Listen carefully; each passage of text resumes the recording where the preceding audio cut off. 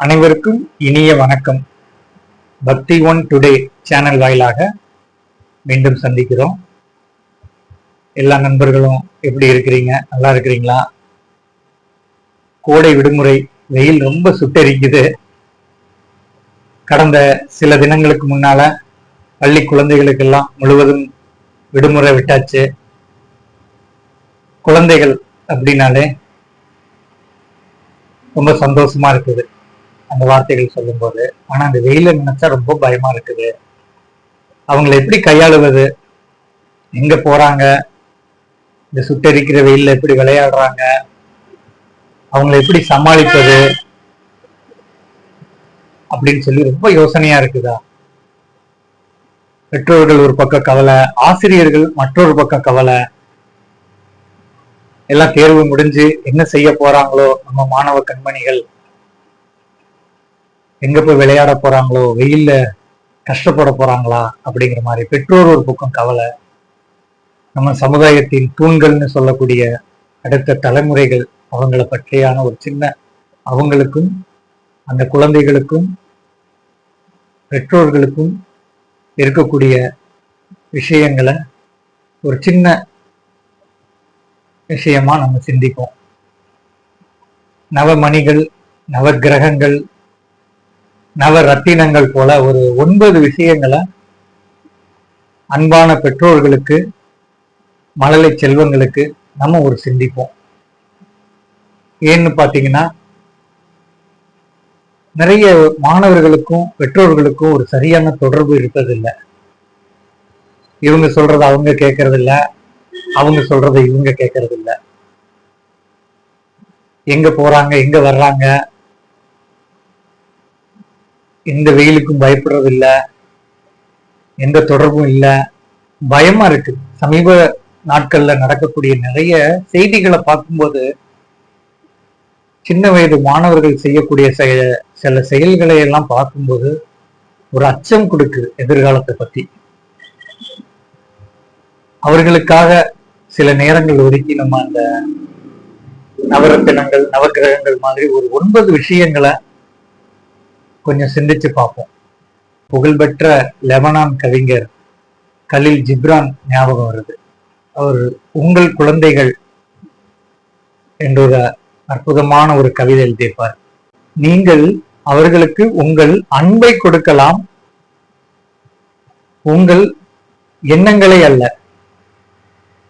அதுபோல நீங்கள் அவர்களின் உடல்களை வைத்திருக்கலாம், ஆனால் அவர்களின் ஆன்மாக்களை அல்ல. அந்த மாதிரி அற்புதமான வரிகள் அந்த கவிதையில இருக்கும். அந்த கவிதையில மிகவும் பிடித்த ஒரு விஷயம் எனக்கு என்னன்னு பாத்தீங்கன்னா, பெற்றோர்களை ஒரு வில்லுக்கு ஒப்பிட்டு அவர் சொல்லியிருப்பார். பறக்கும் அம்பை நேசிப்பது போல நிலையான வில்லையும் நேசிக்கிறார்கள். அதாவது அவங்களுடைய குறிக்கோள்கள், வேகம் எல்லாமே ரொம்ப அபரிமிதமா இருக்கும். அவங்க அதை எந்த அளவுக்கு நேசிக்கிறாங்களோ, வில்லு மாதிரி வளைச்சு நம்மள அதை செயல்படுத்தும் போது நம்மளையும் நேசிப்பாங்க அப்படிங்கிற அவருடைய லெபனான் கவிஞனாகிய கலீல் ஜிப்ரான் அவர்களுடைய வரிகள் கண்டிப்பா ஒரு குழந்தைகளுக்காக, பெற்றோர்களுக்காக நம்ம சிந்திக்கும் போது அந்த கவிதை கண்டிப்பா ஞாபகம் வரும் எல்லாருக்குமே. நவமணிகள் அந்த வரிசையில பாத்தீங்கன்னா, பெற்றோர்களுக்கும் குழந்தைகளுக்கும் நம்ம சிந்திக்கக்கூடிய முதல் விஷயமாக வருவது என்னன்னு பாத்தீங்கன்னா, கனவு. நான் நிறைய கனவு கண்டிருப்பேன். அப்துல் கலாம் ஐயா சொன்ன மாதிரி, தூங்கும்போது வருவதல்ல, உன்னை தூங்க விடாமல் செய்யக்கூடிய லட்சிய கனவுன்னு அவர் சொன்ன மாதிரி, நம்மளை தூங்க விடாம நிறைய லட்சிய கனவுலாம் நான் வச்சிருப்பேன். ஆனா அது நிறைவேறாம போயிருந்திருக்கலாம். அதற்காக நான் என் குழந்தையிடம் அதை திணிச்சு, நீயும் அதே மாதிரி ஆகணும், நீயும் ஒரு மிகப்பெரிய மருத்துவன் ஆகணும், மிகப்பெரிய பொறியாளர் ஆகணும், ஒரு மிகப்பெரிய பணம் படைத்தவன் ஆகணும் அப்படின்னு சொல்லி நான் எனக்கு சிதைந்து போன கனவுகளை என்னுடைய குழந்தைகளுக்கு நான் திணிக்க கூடாது. முதல்ல அவங்க போக்கிலே கவிஞர்கள் சொன்ன மாதிரி அம்ப நம்ம எய்யறதுதான் நம்ம வேலை. அது தொலைவாகவும் வேகமாகவும் அவங்க குறிக்கோள்ல அவங்க போய்க்கிறது. சோ நான் கண்ட கனவுகளை என்னுடைய குழந்தைகளுக்கு நான் திணிக்க கூடாது. அடுத்ததாக பயம். நிறைய விஷயங்களுக்கு நான் பயந்திருப்பேன் வாழ்க்கையில. பொருளாதாரம் பயந்திருப்பேன், எதிர்காலத்தை கட்டு பயந்திருப்பேன், நிறைய மனிதர்களுக்கு பயந்திருப்பேன். அதே மாதிரி அவங்களையும் இதுக்கு பயப்படு, அதுக்கு பயப்படு, இல்ல இது பயமுறுத்தும் அப்படின்னு சொல்லி இந்த பயத்தையும் ஊட்டாதீர்கள். எப்படி கனவை திணிக்காதீர்கள்னு சொன்ன மாதிரி பயத்தை ஊட்டாதீங்க. தைரியமா அவங்க செய்யட்டும். அவங்க போக்கிலே குழந்தைகளுக்கு தெரியும் எது நல்லது எது கெட்டது என்பது. என்னுடைய பயத்தை போய் அவங்க கிட்ட நான் ஊட்டிக்கிட்டு இருக்க வேண்டிய அவசியம் இல்லை. கனவு பயம். அதுக்கு அடுத்தால பார்க்க போனீங்கன்னா முக்கியமா பார்க்கக்கூடியது ஆன்மீகம். தொலைந்து போன ஆன்மீகம்னு சொல்லலாம். சில வருடங்களுக்கு முன்பு இருந்த அந்த ஆன்மீக விஷயங்கள்லாம் இப்போ உள்ள தலைமுறைகளிடம் இல்லை. எங்க அப்பா தாத்தா காலத்துல இருக்கக்கூடிய அந்த ஒரு ஆன்மீக விஷயங்கள் இன்னும் நிறைய தெரியாம இருக்கு. ஆன்மீக கருத்துக்கள் தெரியாம இருக்குது, ஆன்மீக நோக்கங்கள் தெரியாம இருக்குது. இப்போ உள்ள இயந்திரமான இந்த உலகத்துல தொலைந்து போனதுன்னு சொல்லலாம் நிறைய விஷயங்கள். சோ அந்த தொலைந்து போன அந்த ஆன்மீக விஷயங்களை கண்டிப்பா நம்மளுடைய குழந்தைகளுக்கு பெற்றோராகிய நாம் கண்டிப்பா அவங்களுக்கு கொடுக்கணும். அதனுடைய அர்த்தங்களை சொல்லணும். ரொம்ப முக்கியமான விஷயம் அதுதான். ஏன்னா அவங்க ஒரு இயந்திரமான ஒரு உலகத்துல இருக்கிறாங்க. அதுக்கு நேரம் இருக்குதான்னு கூட தெரியல.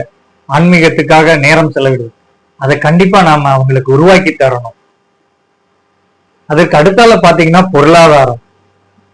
எப்படி அருள் இல்லாதவருக்கு அவ்வுலகம் இல்லை, பொருள் இல்லாதவருக்கு இவ்வுலகம் இல்லைன்னு வள்ளுவர் ஐயா சொன்ன மாதிரி பொருளாதாரம் முக்கியமா. நம்ம கிட்ட என்ன பொருளாதாரம் இருக்கிறது, இதை வைத்து நாம் எப்படி குடும்பம் நடத்தலாம். கண்டிப்பா இது குழந்தைங்களுக்கு தெரியும். நம்மளுடைய வீட்டு குழந்தைங்களுக்கு அவங்களுக்கு தெரியக்கூடாது, வருத்தப்படுவாங்க அப்படின்னு நம்ம சொல்லாம ஒரு ஆடம்பர வாழ்க்கை வாழ்ந்து விடக்கூடாது. நம்மிடம் என்ன பொருளாதாரம் இருக்குது, நாம் எதை செலவு செய்யலாம், கண்டிப்பா அதை சொல்லித்தரணும். அடுத்த சந்ததிகளுக்கு நாம் அதை சொல்லித்தரணும். அதை மறைச்சு அவர்கள் திடீர் ஏக்கங்கள்ல உருவாயிடக்கூடாது.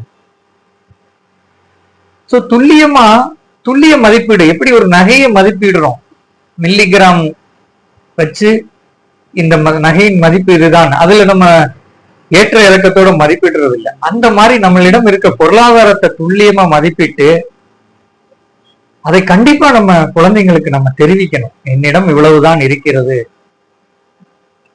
இதை வைத்து இதைதான் செய்ய முடியும்.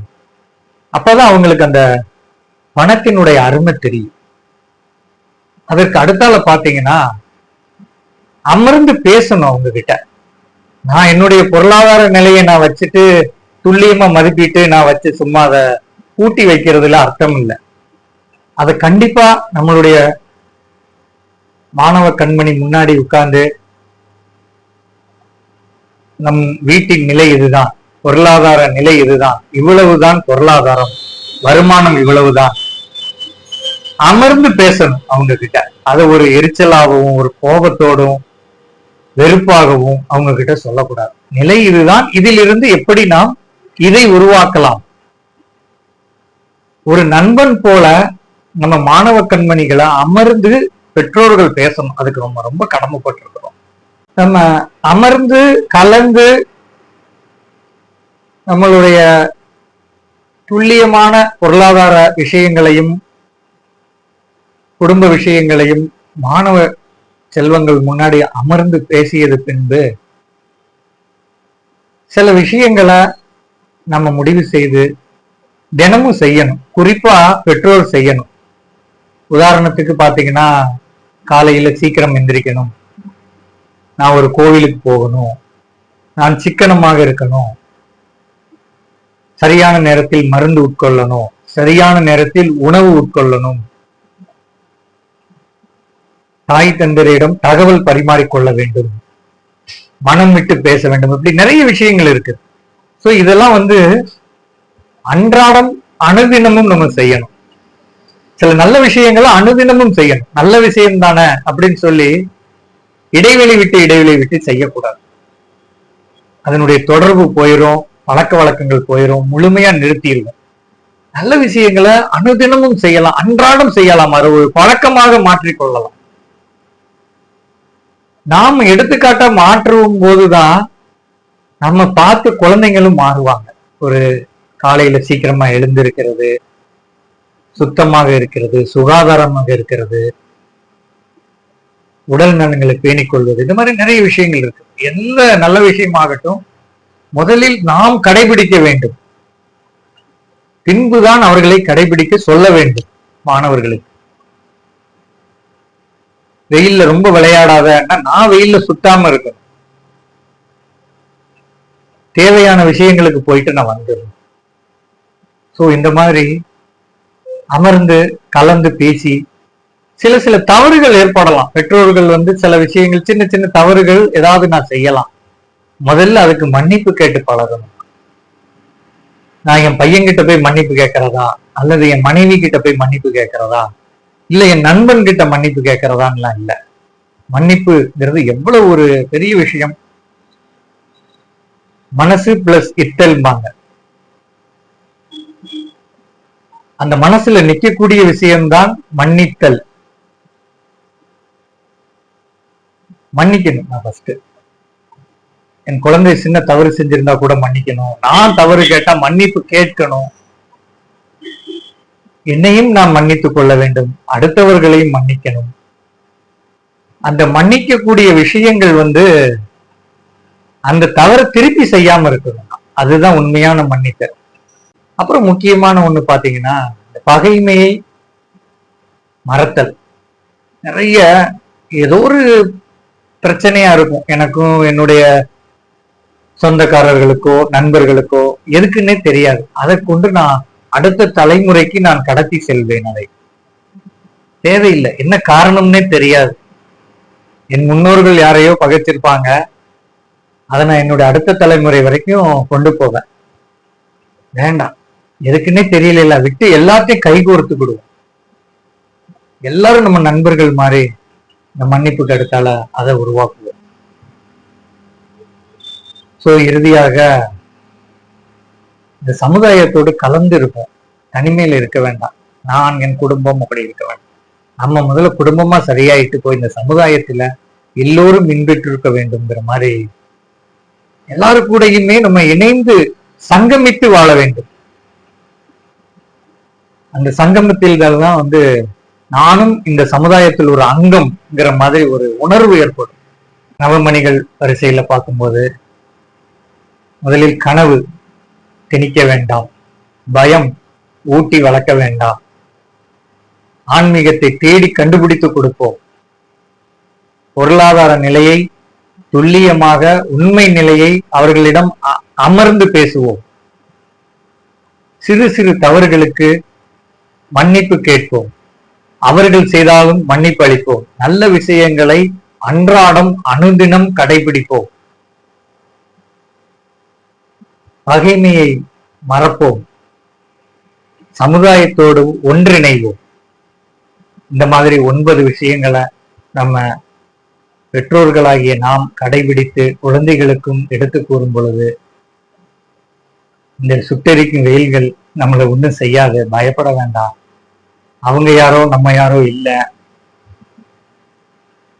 மீண்டும் அந்த எப்படி கலீல் ஜிப்ரான் சொன்ன மாதிரி, நீங்கள் அவர்களுக்கு அன்பை கொடுக்கலாம், ஆனால் எண்ணங்களை கொடுக்க முடியாதுங்கிற மாதிரி நம்ம அகண்ட பாரத தேசத்தின் மகாகவி சொன்ன வரிகள் தான் ஞாபகத்துக்கு வருது. இன்று புதிதாய் பிறந்தோம் என நீவீர் எண்ணமதை திண்ணமுறை இசைத்து தின்று விளையாடி இன்புற்றிருந்து வாழ்வீர், தீமையெல்லாம் அழிந்து போ திரும்பி வரா அப்படின்னு சொல்லி மகாகவியின் வார்த்தைகள். இன்று புதிதாய் பிறந்தோம் அப்படிங்கிற சொன்ன மாதிரி இந்த சமுதாயத்தோட போய் பகைமையெல்லாம் அழிச்சிட்டு நானும் இந்த சமுதாயத்துல ஒரு தூண்ங்கிற மாதிரி நம்ம குழந்தைகளுடைய எண்ணங்கள் இருக்கணும். அதற்கு நம்ம உறுதுணையா இருந்து இந்த விஷயங்களை கடைபிடித்து குழந்தைகளுக்கும் பெற்றோர்களுக்கும் அந்த விரிசல்கள் இல்லாம ஒரு பாலமா அமைச்சு உருவாக்கி விடுவோம். ஆசிரியர்கள் அவங்க பங்குல செய்யும் போது, பெற்றோர்கள் நம் பங்குல நாமளும் ஒரு மாணவ கண்மணிகளை உருவாக்கும் போது, மகாகவி சொன்ன மாதிரியும் கலீல் ஜிப்ரான் சொன்ன மாதிரியும் வெள்ளிலிருந்து பாயக்கூடிய அந்த உயிருள்ள அம்புகள் மாதிரியும் தீமையெல்லாம் அழிந்து போ திரும்பி வராங்கிற மாதிரி அவங்க எண்ணங்களை திண்ணமுறை செய்து ஒரு அழகான சமுதாயம் படைக்க முடியும். தொடர்ந்து இந்த பக்திவன் டுடே சேனலை கண்டுகளித்து இருக்கக்கூடிய நண்பர்களுக்கு, நம் அன்றாடம் தேவைப்படக்கூடிய ஆன்மீக விஷயங்களை தொடர்ந்து ஆதரவளித்து இருக்கக்கூடிய நண்பர்களுக்கு மனமார்ந்த நன்றி.